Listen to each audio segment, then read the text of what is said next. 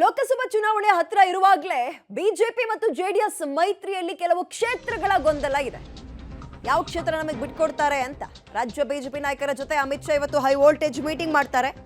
ಪ್ರಮುಖವಾಗಿ ಮಂಡ್ಯ, ಹಾಸನ, ಕೋಲಾರ ಈ ಕ್ಷೇತ್ರದ ಗೊಂದಲಕ್ಕೆ ಇವತ್ತೇ ತೆರೆ ಎಳಿತಾರ ಅಮಿತ್ ಶಾ. ಅಬ್ದುಲ್ ಮಜೀದ್ ಸಂಘರ್ಷದ ಮಾತಾಡಿದ್ದಾರೆ. ನ್ಯಾಯಾಲಯ ತೀರ್ಪು ಕೊಟ್ಟು 30 ವರ್ಷದ ನಂತರ ಅಲ್ಲಿ ಶೃಂಗಾರ ಗೌರಿ ಇನ್ನಿತರೆ ದೇವರುಗಳಿಗೆ ಪೂಜೆ ಮಾಡೋಕ್ಕೆ ನ್ಯಾಯಾಲಯ ಅನುಮತಿ ಕೊಟ್ಟಿದೆ. ನಮಗೆ ಅಬ್ದುಲ್ ಮಜೀದ್ನಂಥ ದೊಣ್ಣೆ ನಾಯಕನ ಅವಶ್ಯಕತೆ ಇಲ್ಲ, ಅವನ ಹೇಳಿಕೆ ಅವಶ್ಯಕತೆಯೂ ಇಲ್ಲ.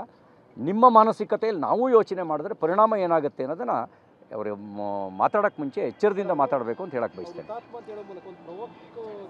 ನಾವು ಹೇಳಿದ್ನಲ್ಲ, ಈ ದೇಶಕ್ಕೆ ಸ್ವತಂತ್ರ ಗಳಿಸ್ಕೊಂಡು ಅಮಿತ್ ಶಾ ಮೈಸೂರಿನಲ್ಲಿ ಅತ್ಯಂತ ಪ್ರಮುಖವಾದಂತಹ ಸಭೆಗಳನ್ನ ಕೂಡ ನಡೆಸ್ತಾ ಇದ್ದಾರೆ.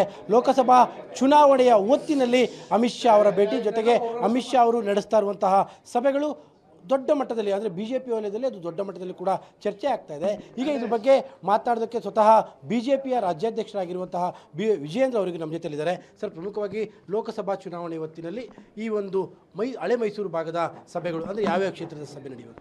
ನಮ್ಮ ಪಕ್ಷದ ಹಿರಿಯರು, ಮಾನ್ಯ ಗೃಹ ಸಚಿವರು,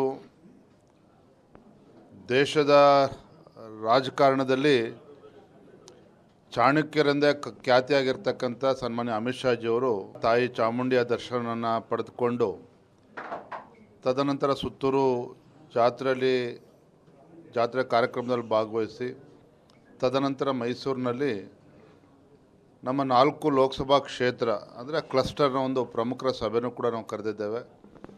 ಲೋಕಸಭಾ ಚುನಾವಣೆಯ ಹಿನ್ನೆಲೆಯಲ್ಲಿ ಅನೇಕ ಚುನಾವಣೆಯ ತಂತ್ರಗಾರಿಕೆ ಮತ್ತು ಪ್ರಚಲಿತ ವಿದ್ಯಮಾನಗಳ ಬಗ್ಗೆ ಸಾಕಷ್ಟು ಚರ್ಚೆ ಆಗ್ತದೆ.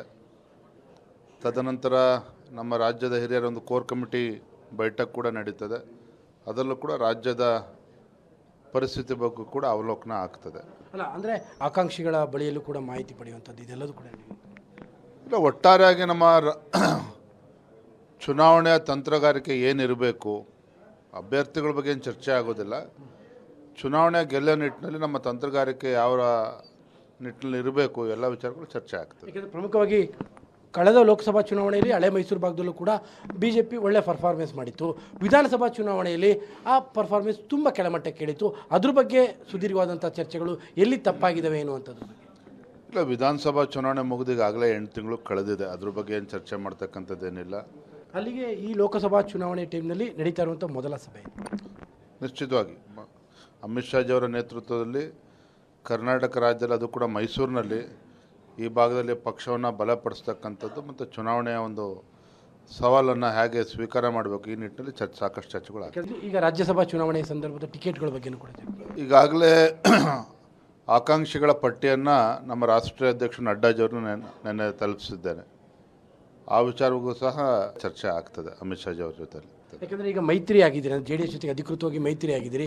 ಸ್ಥಾನಗಳ ಬಿಟ್ಟುಕೊಡುವಂಥ ವಿಚಾರದಲ್ಲೂ ಕೂಡ ನಿಮ್ಮಂಥ ಪ್ರಮುಖ ನಾಯಕರ ಜೊತೆಗೂ ಕೂಡ ಸಮಾಲೋಚನೆ ಅಜೆಂಡಾದಲ್ಲಿ ನೋಡಿ. BJP ಮತ್ತು JDS ಮಧ್ಯೆ ಯಾವ ರೀತಿ ಹೊಂದಾಣಿಕೆ, ಎಷ್ಟು ಸ್ಥಾನಗಳನ್ನು ಬಿಟ್ಟುಕೊಡ್ಬೇಕು, ಅದೆಲ್ಲದ ಪಕ್ಷದ ರಾಷ್ಟ್ರೀಯ ವರಿಷ್ಠರು ಮತ್ತು ನಾವೆಲ್ಲರೂ ಕೂಡ ಚರ್ಚೆನ ಮಾಡ್ತೇವೆ. ಇವಾಗೇನು ಚರ್ಚೆ ಇಲ್ಲ, ಆದರೆ ಯಾವುದೇ ಸಮಸ್ಯೆನೂ ಕೂಡ ಇಲ್ಲ. ಎಲ್ಲವೂ ಕೂಡ ಸುಸೂತ್ರವಾಗಿ ಬಗೆಹರಿತದೆ. ಆ ರೀತಿ ಯಾವುದೊಂದು ಸಮಸ್ಯೆ ಇಲ್ಲ. ಅದ್ರ ಕೂಡ ಚರ್ಚೆ ಮಾಡಿ ತೀರ್ಮಾನ ಆಗ್ತದೆ.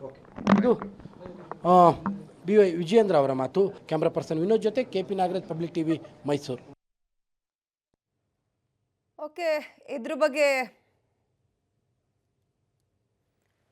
ಹಳೆ ಮೈಸೂರು ಭಾಗವನ್ನ ಗುರಿಯಾಗಿಸ್ಕೊಂಡು ಸಭೆ ಅಂತ ಹೇಳ್ತಾ ಇದ್ರು. ಹೌದು, ಇವತ್ತು ಯಾವುದೇ ಅಭ್ಯರ್ಥಿಗಳ ಬಗ್ಗೆ ಚರ್ಚೆ ಆಗಲ್ಲ. ಏನಿದ್ರು ಕೂಡ ಚುನಾವಣಾ ತಂತ್ರಗಾರಿಕೆಗಳ ಬಗ್ಗೆ ಪ್ರಸ್ತಾಪ ಆಗುತ್ತೆ, ಚರ್ಚೆ ಮಾಡ್ತೀವಿ. ಕೆಲವೊಂದು ರಿಪೋರ್ಟ್ ಇದೆ, ಅದನ್ನ ಸರ್ ಕೈಗೆ ಅಂದರೆ ಅಮಿತ್ ಶಾ ಅವ್ರ ಕೈಗೆ ತಲುಪಿಸ್ತೀವಿ ಅನ್ನೋ ಮಾತನ್ನ BJP ರಾಜ್ಯಾಧ್ಯಕ್ಷ ವಿಜೇಂದ್ರ ಅವರು ಹೇಳ್ತಾ ಇದ್ರು.